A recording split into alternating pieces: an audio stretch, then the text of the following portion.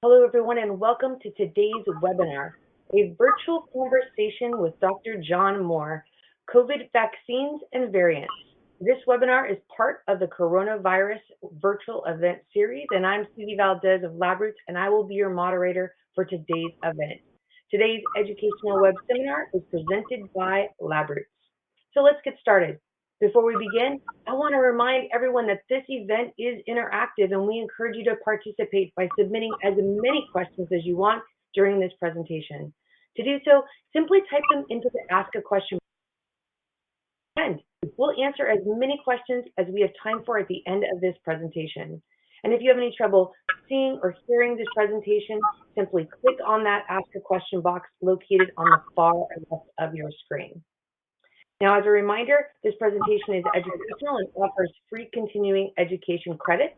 So click on that continuing education credits tab located on the top right-hand corner of your presentation window and follow the process to obtain those credits.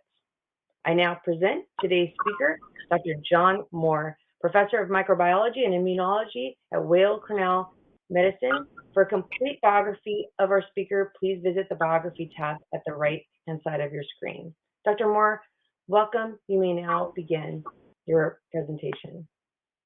Well, good afternoon, everybody. I think the most important aspect of how this is going to go is that I'll answer questions, because although I'll talk about what I think is of current interest, understanding what interests you and what I can hopefully help answer is probably the most productive way we're going to spend time. Well, it's been an interesting year, or an interesting 18 months. My background is in HIV vaccines and virology, but along with many of my colleagues, we were all forced last spring to understand what was going on in the pandemic and relate to coronaviruses as a viral species, and also the vaccines that were developed during 2020. This time last year, we were all waiting for the first large-scale results of the phase 3 vaccine trials, and every one of us was pleasantly surprised by the efficacy of the 2 mRNA vaccines. I mean, none of us really saw coming immunogenicity and efficacy data of the magnitude that we saw in November, December of 2020. For vaccines to be 95% successful at preventing, well, the endpoint in the trial was any form of COVID disease, but we also know they prevent infection pretty well, and at least initially. None of us expected that. We would have been happy with 60, 70%. They were the kinds of numbers we were floating around. We saw that as an amazing triumph for the science and public health and industry communities in developing vaccines in the space of a year. That normally is a process that takes multiple years. Nobody thought it would be that quick. Nobody thought it would be that good. So we have now 3 EUA approved vaccines in the States. There are others in Europe, Asia, South America, other countries, but in the States we have 3 vaccines: Pfizer, Moderna, the mRNAs, and much less used for various reasons, the Johnson & Johnson adenovirus vector. It's only used in about 1/10 of the number of people that the other 2 are using. So for all practical purposes, most Americans who've been vaccinated receive the mRNAs, which are roughly equivalently potent, and we can discuss that, and are highly effective at preventing infections and diseases. At least they were soon after they were approved. And yet the pandemic continues. Again, if you'd asked any of us around the time that the vaccines were rolled out in December or January of this year, to January 2021, we'd said initially the problem is rollout, it's logistics, it's getting vaccines into arms, it's getting enough stocks produced, it's enough stocks delivered, enough stocks administered. But once that happened, we really all truly thought the pandemic would be curtailed this summer. And by June or July, there was enough vaccine available in America for the entire country to be vaccinated. And if that had happened, I think we'd be in a far happier place, and essentially the practical aspects of the pandemic would have been resolved. But that's not what we're seeing. And we see instead 75 to 100 million Americans who have refused to be vaccinated. And now we see a pandemic that is concentrated among these unvaccinated people. If you're in hospital and in the ICU and dying, it's about 20-fold more likely that you're unvaccinated than vaccinated. Vaccines are keeping people out of the ICU, out of the morgue, and we have a disease pandemic concentrated among people who have chosen to refuse the vaccine. And as a consequence, the pandemic continues. I don't think any of us saw that coming. We were all aware that there is vaccine hesitancy, anti-vaxxers movements, that they were never going to get 100% vaccine uptake. There are people who refuse to take childhood vaccines for their kids or vaccines for themselves. They've always existed. But the influence of QAnon and party politics and the crazy rumors that have gone around and the amplification of the few genuine side effect problems that we've seen, that has had a dramatic impact on the course of the pandemic, and I don't think we anticipated that. And I also don't see a way that we can overcome this, short of mandates at a level that probably is politically unacceptable. We're seeing more and more mandates imposed. Most of us now in public health have come to think that that is a good idea. Again, at the start of this year, pretty much universally, the reaction among vaccine scientists and public health people and virologists was that we don't want mandates, we don't need mandates, we don't think this is going to happen. General attitude has changed dramatically over the past few months because there is no alternative way to get more and more vaccine uptake and hence get a control over the pandemic. So mandates for public health workers, mandates for people in contact with the public, all of these are mandates for people returning to in-person working. All of these are now being embraced by people who initially opposed them. Again, because what choice do we have? We're going to be sitting here in a year's time having another talk about the next variant if we don't get more and more people vaccinated. And that's really very sad and a reflection on American society today that misinformation and minimal truths and politicization have taken over from science among such a large section of the American public. It's a national tragedy. It's not unique to this country, but it does appear to be worse because increasingly we are falling further and further behind other countries in the Western world in vaccine uptake among the population, and yet we have more vaccine available here in America than anywhere else. So it's essentially on us as a society. Variants are a thing. This time last year, they were not major issues on our radar screens. There was a variant that first arose in the spring of 2020. The original virus that spread from Wuhan into Asia, into Europe, and principally from Europe into America. There's a perception that the virus entered America from China directly. In fact, more cases originated from European ski resorts and European winter vacations and European business visitors than came in from China through the West Coast. But the original, what we call the Wuhan strain, was rapidly replaced in the early summer of 2020 by a variant that was called D614G. It never got a Greek letter. But that emerged in Europe and overtook the original Wuhan strain because it was more transmissible. It just blew the Wuhan strain away over a period of months and became the dominant strain worldwide. It was not obviously more pathogenic. It was not antibody resistant. It didn't pose a threat to vaccines. And I think it lulled us into a sense of complacency that, well, if that's the worst you can throw at us, coronavirus, bring it on. You know, it was a variant. We saw it coming. We were not too concerned about it. But then in around October, November of 2020, a new variant arose in Britain that was called B117, and we now call Alpha under the WHO's nomenclature. It arose in southeast England and very rapidly overtook Delta.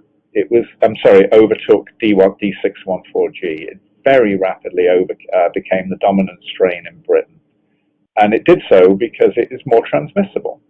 It appeared to be require less of it to infect a new person. It just spread more efficiently. And a virus that spreads more efficiently will always outcompete one that spreads less efficiently. Alpha, fortunately, was not particularly antibody resistant, so it was not, again, considered a threat to vaccination programs. It is a bit more lethal. It did kill people in the hospitals. It had higher viral loads in them, and that's not a good sign. And so it then it spread into Europe, and it spread into America. And it seeded the winter wave that we saw in the USA that peaked in mid-January, that was amplified. Alpha amplified what was going to happen anyway. And the reason for the winter wave last December, January was twofold.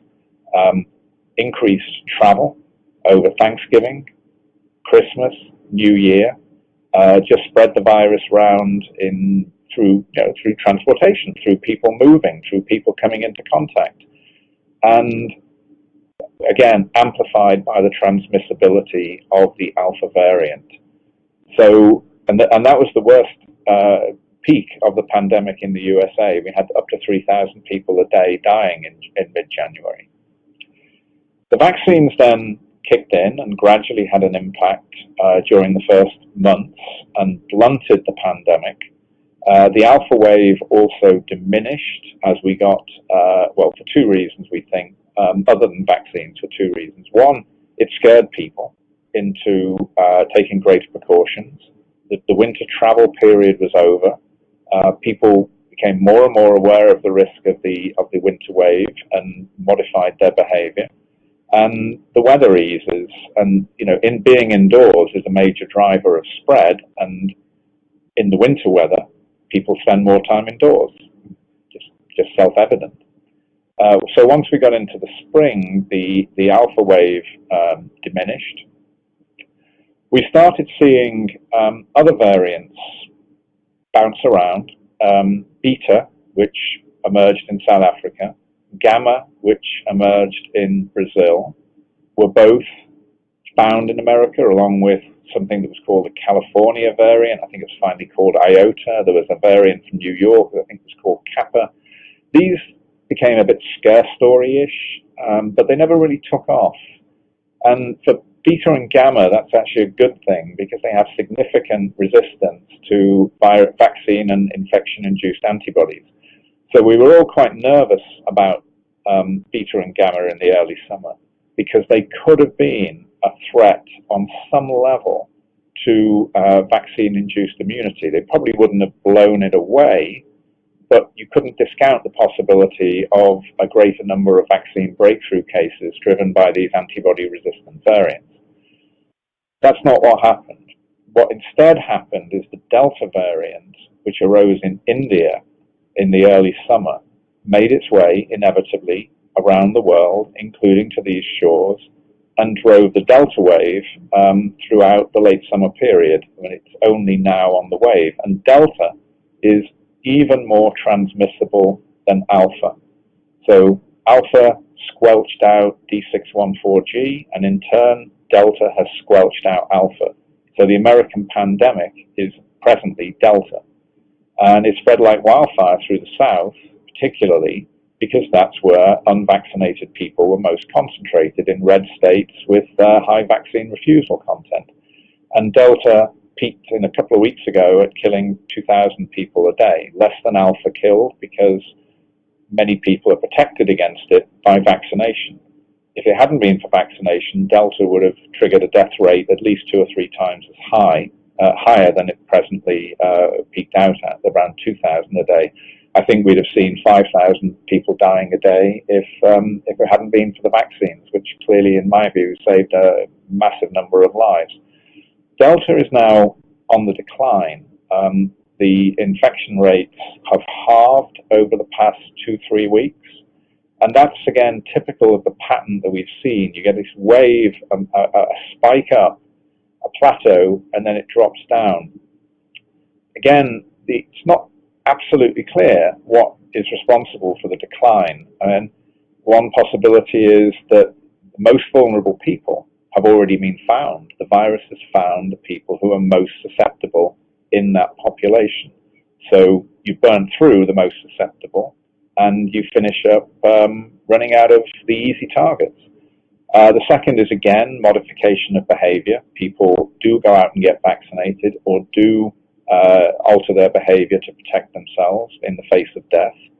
And the third is, the unknowns. I mean, I was going to say that it's a change in the weather, but that's actually acting in the opposite direction.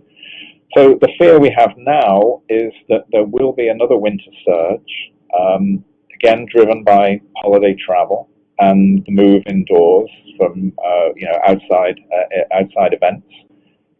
It will be blunted in high vaccine areas because the vaccines are doing their job, but again in the unvaccinated regions, there could be another significant winter surge. We just hope not, but you can't discount it. So that's my overview of where we are with vaccines and where we are with variants. I expect we'll get a lot of questions about boosters, which has been the topic du jour over the past month, 2 months really, and is the subject of ongoing FDA meetings this week. So I'll leave that topic and see what questions arise, which I'm sure will include boosters. But if there aren't any questions about it, I'll revisit it. So happy to take any questions at this point.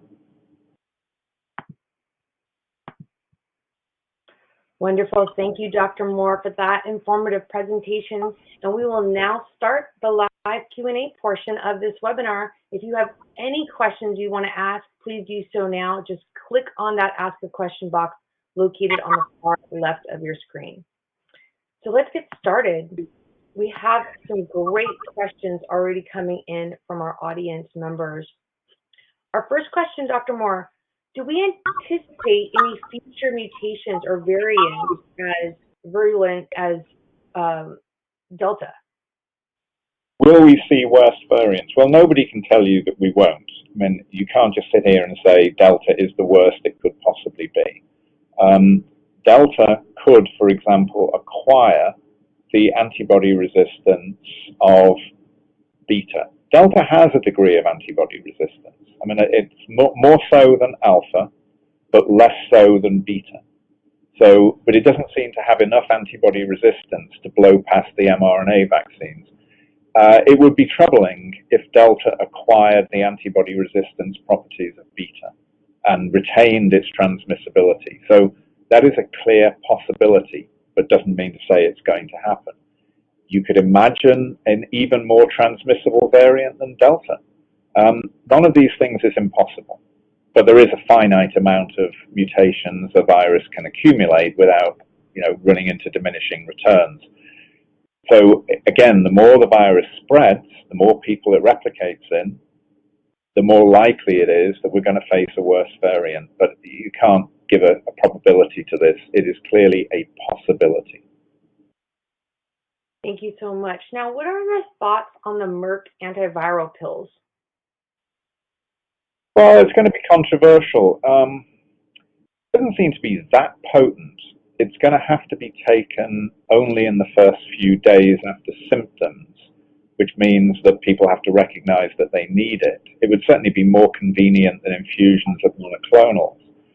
There's been a story right from when this drug was first identified last year by a small biotech company and then purchased by Merck. There's been stories in the scientific literature about whether it's mutagenic or not, whether it can cause damage to human DNA, and there are conflicting reports on this. But it's certainly out there, and it clearly also has to be something then that the FDA needs to seriously look into, because if it's out there, then it's going to get amplified in the, QAnon and crazy Facebook pages that this is a dangerous drug.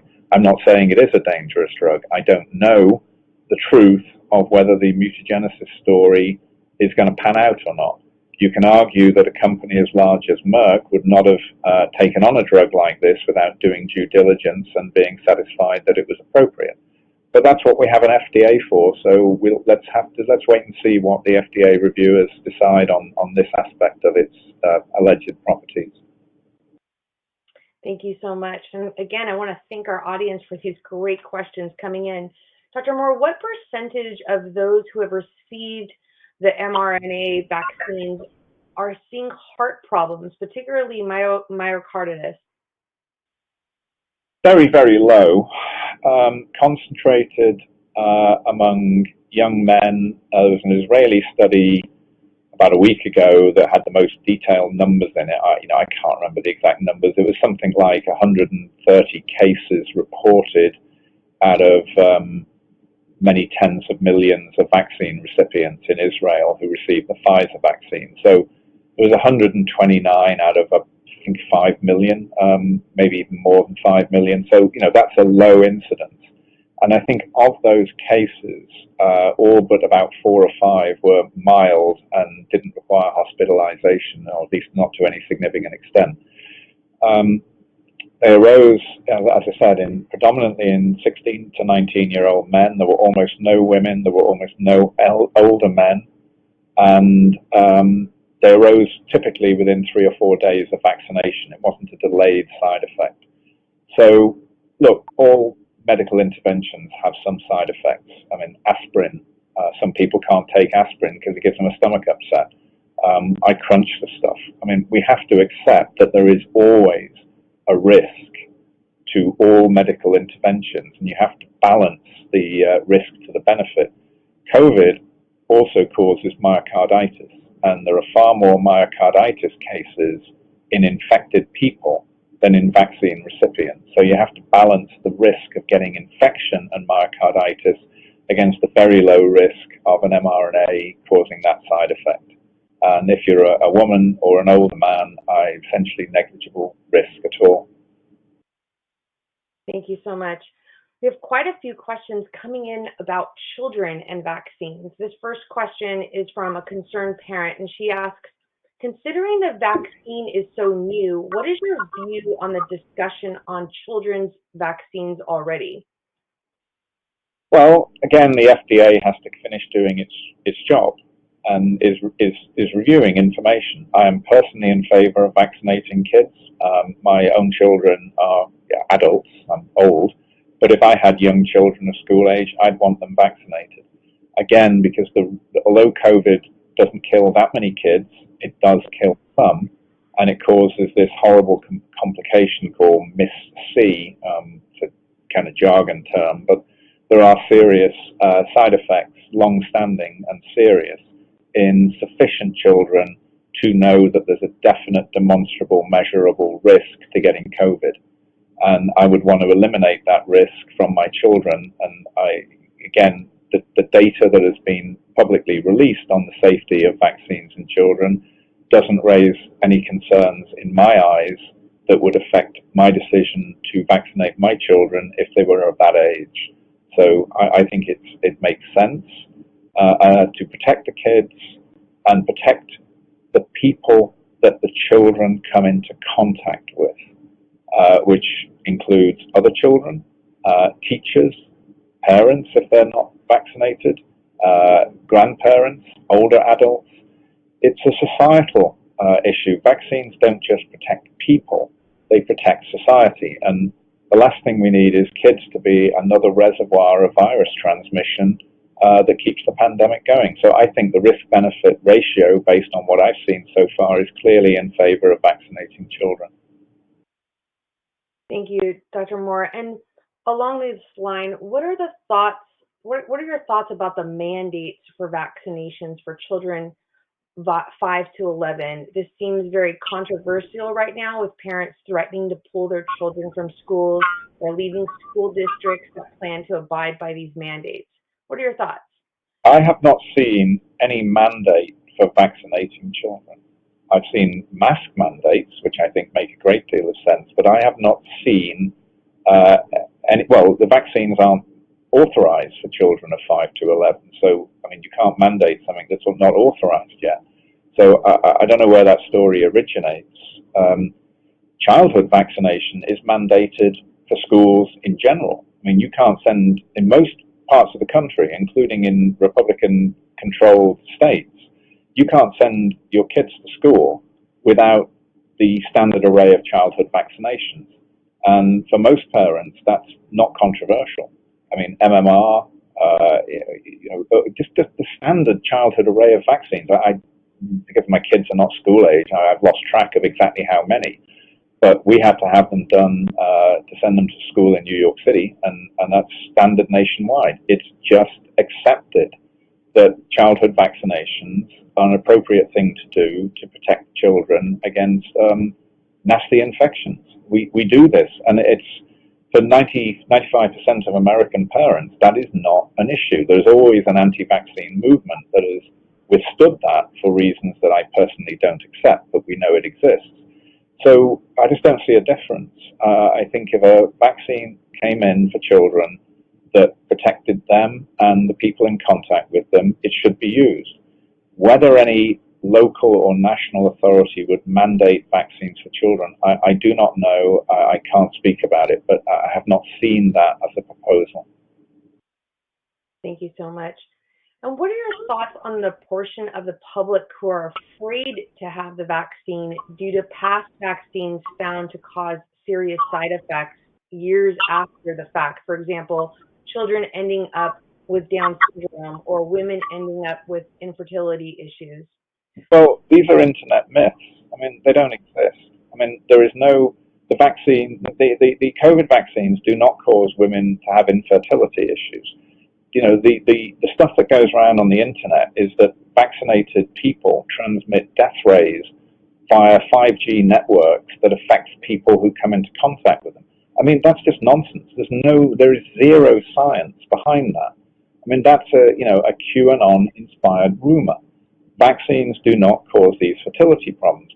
And there was a recent report that pregnant women who get COVID are not having good outcomes. That it's causing them real problems over and above what would happen for the same age group of non-pregnant women. So, but they've been reluctant to be vaccinated, some of them, because of the fear that there is something problematic for their developing children. There is no evidence that that is true. But getting COVID while you're pregnant is going to have an impact on both the woman and quite conceivably on the developing child. So, yeah, we've got rumors and myths that need to be curtailed because they are driving this vaccine reluctance, and there's no scientific basis for any of it. Thank you so much. And again, I want to thank our audience. This is a great Q&A. Our next question, how long will the 2 or 3 vaccine shots last, and will there be an annual booster shot? Well, this is the booster debate, and I knew it would come up, so let's talk about it. Over the summer, Pfizer CEO started going on, TV, newspapers, basically saying my company's product isn't working very well, which kind of surprised a lot of us who've interacted with the pharmaceutical industry over the years. You don't tend to get companies saying my product doesn't work very well and then saying, oh, but you need more of it. So there was a bit of skepticism about this as to how necessary a vaccine shot, a third vaccine shot actually is. But there's a lot of people in America, just there are people who refuse to take vaccines. There are people in America who have really, really embraced vaccines and therefore are desperate to get as many as they possibly can. I mean, there's the worried well who have convinced themselves that they are losing their immunity to vaccines and want another dose. So they're, give me another dose this week and another one the week after. I mean, I'm exaggerating, but there are people who are very, very eager to get their third dose. And many of them found a way to do this just by, going into your local vaccine provider and telling them a story. I mean, you can game the system, you could get it. So a lot of people got their third doses. Now, a couple of weeks ago, FDA and CDC, after a fairly tortuous process, signed off on a third vaccine dose for many Americans who'd received 2 Pfizer doses. So it's authorized for Pfizer recipients.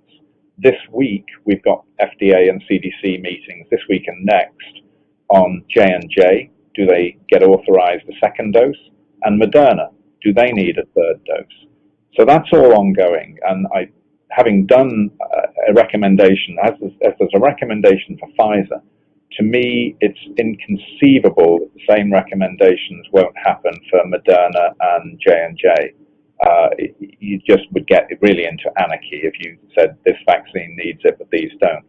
So I think in the next few months, essentially every American who wants a third dose, or in the case of J&J, a second dose, is going to get it.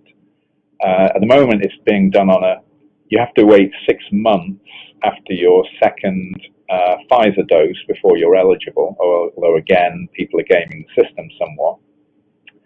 And that makes sense immunologically. You don't want to get a third dose too soon after your second. That just doesn't make a lot of sense immunologically. So you should wait a significant period of time. It's being done in the order. If you remember, go back to December and January of 2020, 2021, the vaccines were initially given in a staggered rollout. So the older, most vulnerable people and healthcare workers got them first, and then they moved down to 60-year-olds and 50-year-olds, et cetera, et cetera. We all remember the process. Well, that's what's happening with the Pfizer boosters. They're being prioritized initially for people in the most vulnerable groups, older people, et cetera, who got their vaccines longer periods of time. But if you're a 20-year-old and got your vaccine in July, you don't need a booster at this point, and you wouldn't be able to get one unless you game the system, and I don't recommend that. So, yeah, by the end of the year, essentially all Americans who want a third shot or a second J&J shot are going to have it, and most will. Most people who've been vaccinated have embraced vaccines. That's what I think will happen. Thank you so much, Dr. Moore. Now, we also have quite a few questions about annual shots. Do you think that we will eventually need annual COVID-19 shots similarly to the annual flu shot? And the second part of that, maybe do you believe instead it'll be a COVID-19 booster shot as being part of that annual shot? Well, there's some terminology issues here. I mean, when is a booster a third dose? When is a booster an annual dose? I think some of this is just going to have to play out.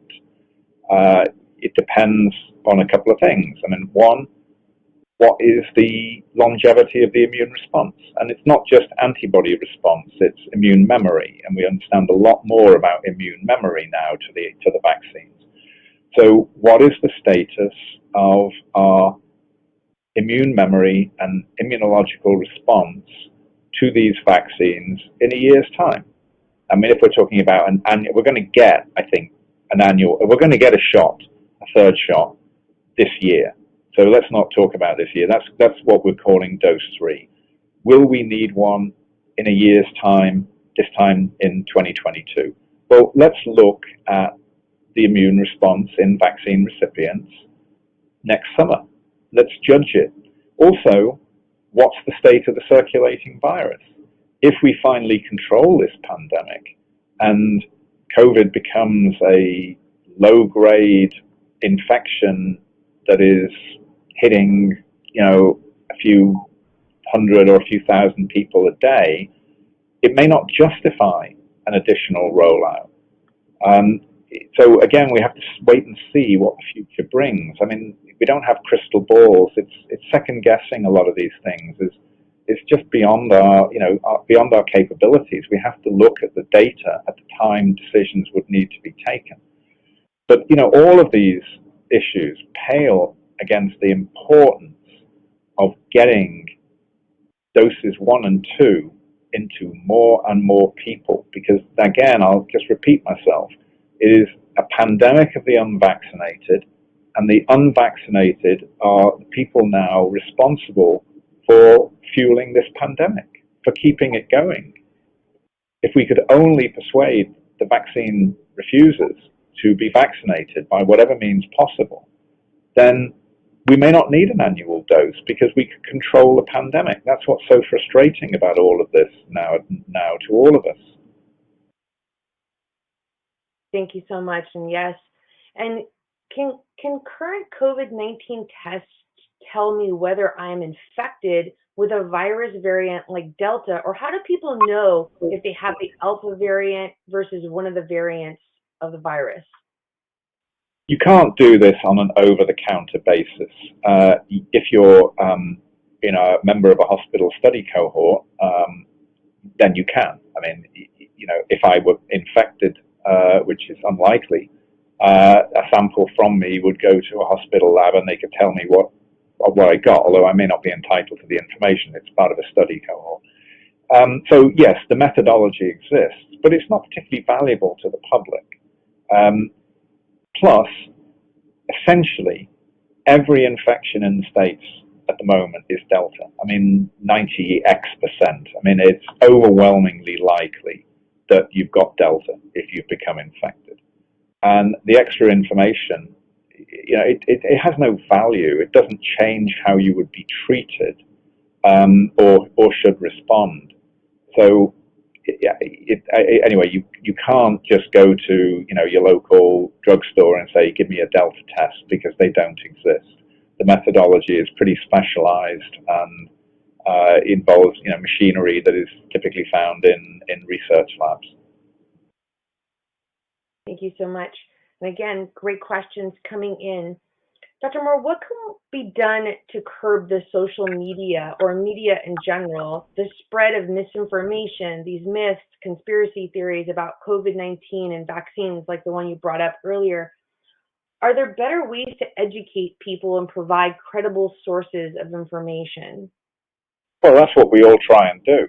I spend a lot of my time talking to journalists and science writers and trying to help them write accurate stories. So there's a ton of really good, accurate information around. But if you're in, a Fox News mindset, you don't read the Washington Post, the New York Times, CNN, the Atlantic, sources of what I consider to be reliable information. If you're getting your information on your granny's Facebook feed and she says, I've just read this stuff, you should read it too, what can you do about it? I mean, shutting social media down would be wonderful in my view, but it's not going to happen. And Facebook and YouTube try to manage the kind of nonsense that circulates, but it's an uphill battle. So it's where do people get their information? It's not that there's a dearth of accurate information. There's a ton of accurate information, but you have to be willing to read it and accept that it is accurate information. And I've interacted with vaccine refusing people, and they simply reject the premise that information in the New York Times is accurate because they think it's fake news. So it again speaks to the politicization. They believe what they hear from their friends, from Republican leaders in some cases, because this is polarized. I mean, you get very few, all the Democrat political leaders have embraced vaccines, but about a third of Republican congressmen have refused to be vaccinated for exactly that reason. So you believe what you hear, and people's information sources now are incredibly polarized. We saw disinformation. I told you at the start that my background is HIV/AIDS, and in the 15 years ago, I was in a group that battled a group of what we call the AIDS denialists, people who do not believe that HIV caused AIDS and that HIV was caused by drug abuse and all sorts of nonsense. And that kind of myth killed hundreds of thousands of people in South Africa, for instance. And, we fought that online, and you can do it. But now it's just amplified out of all proportion. I mean, it's just a massive expansion of garbage information on social media. But it's still the same people. Who is responsible for this kind of information? An awful lot of it is driven by people with a financial stake in disinformation. Mm. So if you want to increase the sales of your herbal remedy or your colloidal silver or whatever the crazy stuff du jour is, you're running a alternative medicine website for profit. You steer people towards it, and you steer people away from vaccination. Your financial interests are to stop people getting vaccinated and steer them towards the kind of nonsense that you sell them. And, Alex Jones, who's one of the prime portrayers on the internet or by talk radio, his website is full of adverts for stuff that he sells that won't do you any good, but will make him a money. And there are others. There are others like this. The leaders in the anti-vaccine movement have very significant financial stakes in trashing vaccination and trashing drugs that work and steering people to ivermectin and hydroxy. Ivermectin and hydroxychloroquine have been embraced by the right, and there's no basis for it. There's no scientific basis for either drug. I mean, yet people choose to prefer to take a drug that is used for deworming cattle and sheep and horses and eat it on the basis of no FDA-approved data whatsoever. They reject the premise that the FDA is here to check drug safety. It's just an alternate universe. Thank you so much for that answer. And Dr. Moore, are there any fears that variants will mutate against the vaccine antibodies, resulting in a more contagious or potentially lethal virus? And do you think we will see any other major variants similar to Delta? Well, I kind of just answered that, at least part of it, and say you can't say there won't be a worse variant, because there could be. There's no evidence that vaccination is driving variants. If you get infected after vaccination, you have lower viremia after a couple of days. So that's why you don't get sick. If you get infected after vaccination, you almost always have mild disease at most, because the vaccine-induced immune response controls the extent of virus replication in your body. And the less virus replication, the less likely you are to develop a variant. Where variants seem to have arisen is in people who have immunosuppressed conditions, people whose innate health, whether it's cancer-driven, some other immunosuppressive conditions, means that they don't develop immune responses well. So these unfortunate people don't control the virus when they get infected, and they can be highly viremic for a month or 2 months. Their immune response doesn't kick in. Nowadays they can be treated with monoclonal antibodies, and that will help them. There's enough examples of that. But people who are immunosuppressed and have had virus replicating in them for a long period of time, that is a scenario in which variants have emerged. And that's the principal driver. Vaccines act the opposite way. They suppress virus replication in people. Thank you so much. Our next question, the fact that the vaccines were fast-tracked approved, there are concerns about long-term side effects. What are the anticipated long-term side effects of vaccinations for COVID-19? Well, they were fast-track approved because we were in the middle of a pandemic. What was the alternative? Take a 1 to 2 year approval process and keep our fingers crossed? I mean, it was necessary to put them through an emergency use authorization procedure. But that doesn't mean to say that no data were generated and reviewed. The FDA did a thorough job that was open to the public, and we could see it happen. You could log on to all of these advisory committee meetings and see the sausage being made, and that's part of the public confidence. Look, it's technically impossible to eliminate the scenario in which there is a side effect that emerges after a year or 2 years, because you could only see it after a year or 2 years. By definition, we can only go, we can't shoot forward in time. But vaccine side effects, when they occur, almost invariably are seen within days to weeks of vaccination. They don't take place over very long periods of time. So this is one of those things that people seem to think is likely, but the professionals in the field go, that is incredibly unlikely. So my family had 4 different vaccines. My daughter got Pfizer, my wife got Moderna, my son got J&J, and I was in an experimental vaccine trial of a vaccine called Novavax. It's not approved. And I never had a moment's sleep loss over the consequences for my family of being vaccinated as to what might happen multi-years down the road. I just don't think that's a risk that exists, and it's not something I sweat over in the slightest. Now, has there been any data on how the new Delta variant impacts unvaccinated children?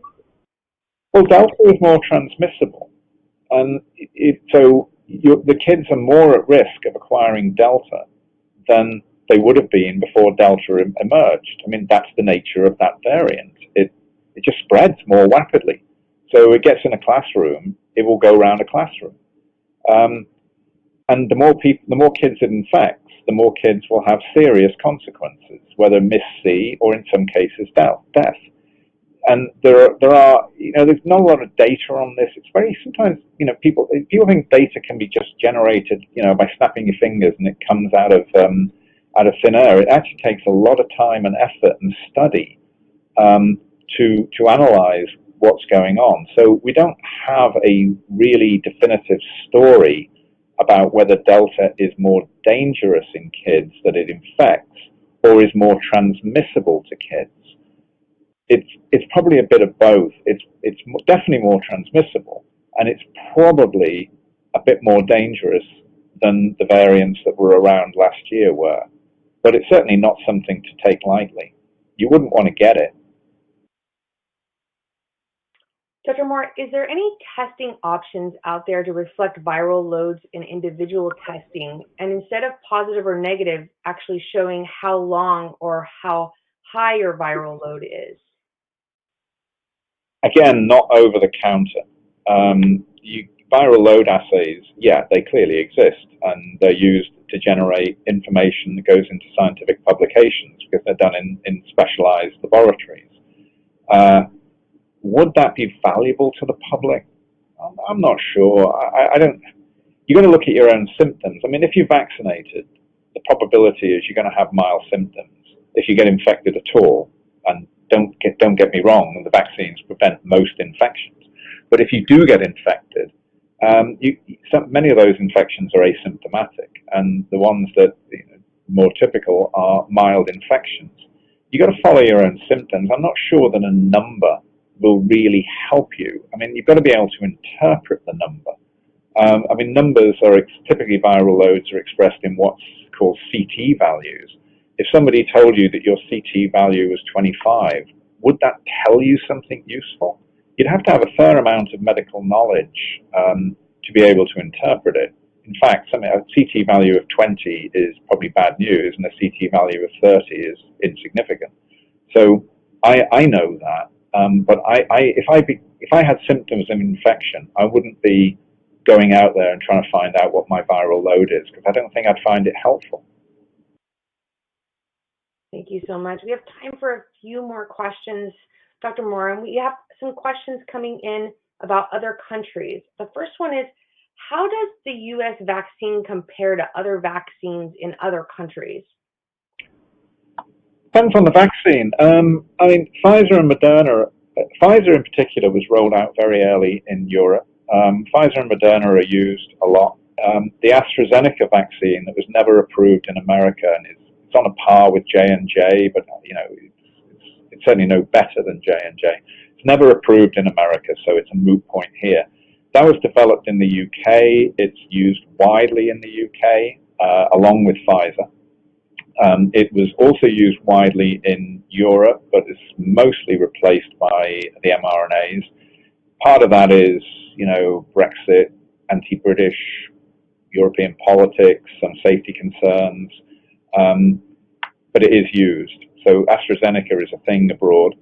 The Chinese have been very aggressive at marketing some pretty cruddy vaccines, inactivated virus vaccines of an old technology that we will never see here. There are 3 or 4 of them, quite widely used in the Far East, inevitably, in South America. They are okay. They will keep people from dying most of the time. Certainly, I'm not saying they're useless, but they're nowhere near as good as the vaccines we use here. The Russians have a vaccine called Sputnik V that they've also been marketing in Eastern Europe, some other countries, some African countries. It's quite similar to AstraZeneca and J&J in design. May actually be better than both of those vaccines. If you believe everything the Russians publish, Sputnik V is not bad vaccine, but you'll never see it in America. So these are all vaccines that are used in different countries. Different countries don't always recognize vaccine status. That's been a big deal for people wanting to travel between countries. I got the Russian vaccine. Will you let me into your country? No, go away. That kind of bureaucracy definitely exists.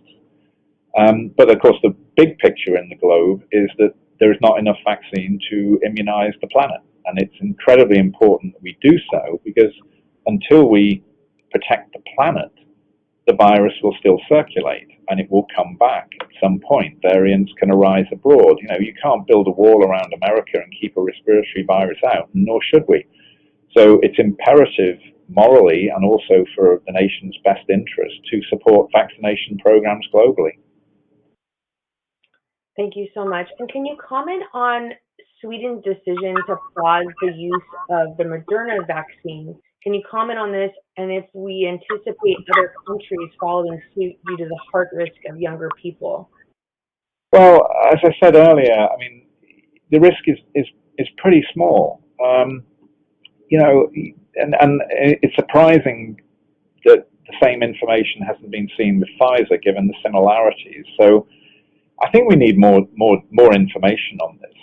It is certainly possible that CDC might change the restrictions and say to young men in 16 to 20 age range, which are the dominant risk group, to get a different vaccine. That's possible. But, where's the data? It's another one of these frustrating scenarios where a couple of Scandinavian countries made a decision, announced it in the press. The American press picks it up. None of us have seen the data it's based on. They say, well, we're going to file it with the European, equivalent of the FDA. And, well, sure, but, you can't make a decision based on data you haven't seen. It's a frustrating scenario. So, I don't know. We have to wait and see what data would justify a change in American policy. Thank you so much. We have time for one more question. The U.S. is sharing millions of vaccinations with other countries. How do we get this virus eradicated and under control globally? Well, again, what I just said, the more the virus circulates, the longer the pandemic will continue, the more risk of additional variants emerging in some country or other and spreading to America. The more there'll be economic disruption, the more there are travel restrictions, the less likely it is we can return to a normal pre-pandemic life. So it's in everyone's interest to help completely curtail this pandemic, which requires global vaccination programs. And it's always the less developed, less economically wealthy countries that suffer the worst in this kind of setting. They don't have the financial clout that the US government have or European governments do. So, I think there's a moral but also public health imperative to help the entire human race overcome this pandemic virus, because it won't just go away. Absolutely. Dr. Morris, thank you very much for your presentation today and for participating. Would you like to provide any closing remarks before we go? Encourage everyone you know who hasn't been vaccinated to go and get accurate information. Get off Facebook. Get onto sites that most of us medical professionals would consider reliable. Go and read other information and don't consider it fake news. I mean, if we all convert one hesitant person, it makes a difference. But without that, we can have the same conversation in a year's time. Hello, what's the state of the pandemic in late 2022? I don't want to have that conversation. It becomes tedious. We all want to get our lives back to normal, and right now, the unvaccinated is what is preventing American life returning to pre-pandemic norms. So the more effort we can all put in to change that, the better. Absolutely. Thank you again, Dr. Moore, for your time today. And before we go, I want to thank our audience for joining us today and for their interesting questions. Questions we did not have time for today and those submitted during the on-demand period will be addressed by our speaker via the contact information you provided at the time of registration. And this webcast can be viewed on demand for 2 years until October 2023. LabRoots will alert you via email when it's available for replay. We encourage you to share that email with your colleagues who may have missed today's live event. Until next time, take care, everyone. Stay safe. Bye-bye. Bye-bye.